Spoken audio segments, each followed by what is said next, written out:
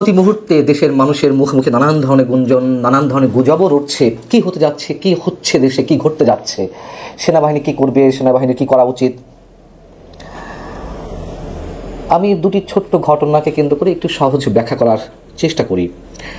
আপনারা হয়তো অনেকেই খেয়াল করেছেন, 2 দিন আগে আন্তঃবাহিনীর জনসংযোগ পরিদপ্তর আইএসপিআর নির্মিত একটি ডকুমেন্টারি দেশের সবকটি স্যাটেলাইট চ্যানেল, বিটিভি এবং প্রত্যেকের ইউটিউব চ্যানেলে এটি আপলোড করা হয়েছে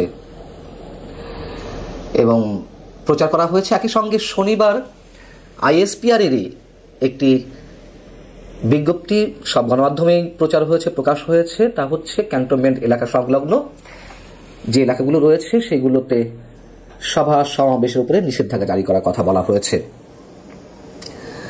দুটি বিষয় আমার কাছে বেশ তাৎপর্যপূর্ণ।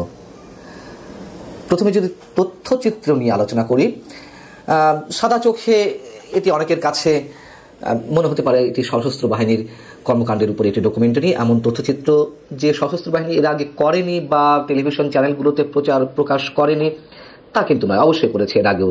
তবে এবারেরটি আমার কাছে একটা আলাদা ইঙ্গিত বহন করে। খেয়াল করলে দেখবেন যে এটির শিরোনাম প্রথমেই আমার সোনার বাংলা, আমি তোমায় ভালোবাসি, এবং এই জাতীয় সঙ্গীতের এই লাইনটিকে কেন্দ্র করে আলাদা একটি গান নির্মাণ করা, তথ্যচিত্রকে কেন্দ্র করে সশস্ত্র বাহিনীর উপলক্ষে।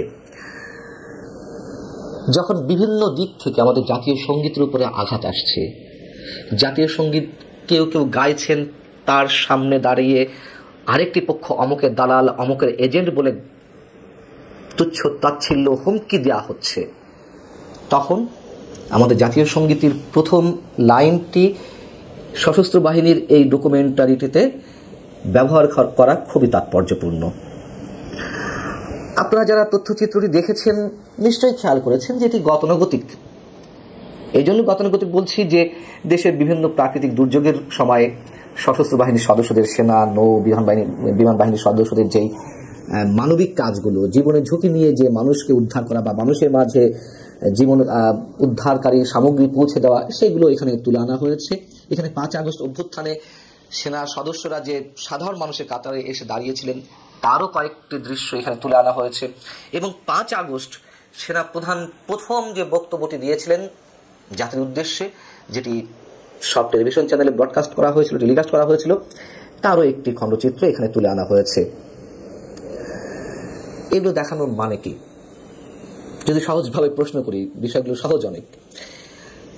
এই মুহূর্তে আমাদের সামনে মানুষের মুখে মুখে দেশের জন্য সবচেয়ে স্পর্শকাতর এবং আলোচিত ইস্যু কোনটি?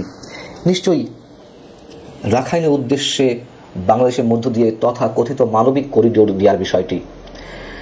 এবং এই করিডোর দেওয়া হলে দেশের স্বাধীনতার সার্বভৌমত্ব হুমকি মুখে পড়বে, এটি মোটামুটি মানুষ স্পষ্ট একটি ধারণায় পৌঁছেছেন। তথ্যচিত্রটি বা এই ডকুমেন্টারিটি খেয়াল করলে দেখবেন, বা এটি সবসময় থাকে যে দেশ রক্ষায়, দেশের স্বাধীনতার সার্বভৌমত্ব রক্ষায় সশস্ত্র বাহিনীর সদস্যদের যে নানান ধরনের মহড়া, সেই চিত্রটি বিশেষভাবে ফুটিয়ে তোলা হয়েছে। এবং এর মধ্যে দিয়ে কি সেনাবাহিনী করিডোরের পক্ষে নয়, তারই একটি মেসেজ দেওয়ার চেষ্টা করা হলো, দেশ রক্ষায় সেনাবাহিনী সদা প্রস্তুত। সেটা নিয়ে আমরা বিবেচনা করতেই পারি। এবং আমি যতদূর জানি সেনাবাহিনী বা সেনা প্রধান এই করিডোরের বিপক্ষে অবস্থান করছেন, আমার তথ্যে যদি ভুল না হয়ে থাকে বা আমি আমার সোর্সের উপরে ভিত্তি করে যে কথাগুলো বলছি তা যদি দুর্বল না হয়ে থাকে। এবং সেই জায়গা থেকে এমন একটি সময়ে যখন জাতীয় সঙ্গীতের উপরে মুহুর্মুহ হামলা করার মতন যে পরিবেশ, করিডোর নিয়ে যেই পরিস্থিতি, মানুষের মধ্যে একটা উদ্বেগ, উৎকণ্ঠা, সবার উদ্দেশ্যে কি সেনাবাহিনী খুব নীরবে একটি বার্তা দেওয়ার চেষ্টা করল না এর মধ্য দিয়ে? দেখুন, সেনাবাহিনী নিয়ে অনেক মানুষের অনেক ধরনের অভিযোগ রয়েছে এবং সেসব অভিযোগের ভিত্তিও যে নেই তা কিন্তু নয়। সেনাপ্রধানকে দুই পক্ষই শত্রু মনে করছেন। আওয়ামী লীগের নেতা কর্মী সমর্থকদের একটি বিশাল অংশ, পাশাপাশি সরকারের একটি অংশ সেনাপ্রধানকে বিশ্বাস করতে পারছেন না, সে কথা আমি বরাবর বলে আসছি। যদি ছোট্ট একটা উদাহরণ দিই, আওয়ামী লীগ সরকারের সময় সেই সরকারের নানান ধরনের ত্রুটি, বিচ্যুতি, অপরাধ, অপকর্মের বিরুদ্ধে কথা বলতে গিয়ে সেনাবাহিনীর গোয়েন্দা বিভাগ ডিজিএফআই আমার ব্যক্তিগত জীবনেও অনেক ধরনের সমস্যা সৃষ্টি করেছে, আমার পেশাগত জীবনে অনেক ধরনের বাধা সৃষ্টি করেছে, সমস্যার সৃষ্টি করেছে। তাই বলে কি আমি পুরো সেনাবাহিনীকে আমার ব্যক্তিগত পেশাগত জীবনের জায়গা থেকে পুরো বাহিনীকে আমি কাঠগড়ায় দাঁড় করাবো? নিশ্চয়ই না। কিছু ব্যক্তি অতি উৎসাহী হয়ে অথবা সরকারকে খুশি করতে গিয়ে অতি উৎসাহের জায়গা থেকে, এটি শুধু আমার ক্ষেত্রে নয়, আরও অনেকের ক্ষেত্রে তারা এক ধরনের খড়গ নামিয়ে এনেছেন আমাদের উপরে, একথা সত্য। কিন্তু এখনো পর্যন্ত আমার দৃঢ় বিশ্বাস সেনাবাহিনী দেশের সাধারণ মানুষের পক্ষেই আছে। মানুষের আস্থা, মানুষের বিশ্বাস দেশের যে কোনো সংকটে এখনো সেনাবাহিনী সাধারণ মানুষের পক্ষেই থাকে বা আছে। এবং শুরুতে যেটি বলছিলাম যে হঠাৎ করে সেনাবাহিনীর পক্ষ থেকে একটি নির্দেশনা জারি করা হয়েছে, সশস্ত্র বাহিনীর পক্ষ থেকে আন্তঃবাহিনী জনসংযোগ পরিদপ্তর আইএসপিআর একটি নির্দেশনা জারি করেছে যে 18 মে থেকে, রোববার থেকে ক্যান্টনমেন্ট এলাকা সংলগ্ন বেশ কিছু এলাকায় সভা সমাবেশ নিষিদ্ধের কথা সেখানে জানানো হয়েছে।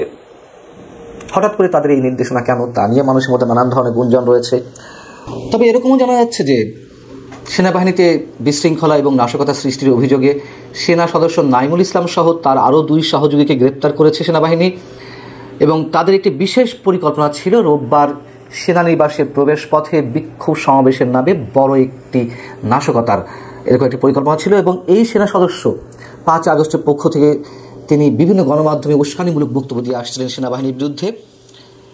সবকিছুই একটা ঘোলাটে পরিস্থিতির মধ্যে নিয়ে যাচ্ছে আমাদেরকে। হয়তো কিছু একটা ঘটছে, এটুকু নিশ্চিত করে বলতে পারি। হয় আমাদের সামনে খুব ভালো একটা সময় অপেক্ষা করছে, নচেত ভয়ঙ্কর একটা দীর্ঘ সময় আমাদের জন্য অপেক্ষা করছে। এর মাঝামাঝি কিছু নেই। নানান ধরনের যে গুঞ্জন গুজব, সেই জায়গার শেষ কখন হবে, কখন এর পরিসমাপ্তি ঘটবে, কত দিনে ঘটবে, আমরা নিশ্চিত করে বলতে পারি না হয়তো কেউই। আমাদেরকে অপেক্ষা করতে হবে। অবশ্যই সূর্য উঠবে।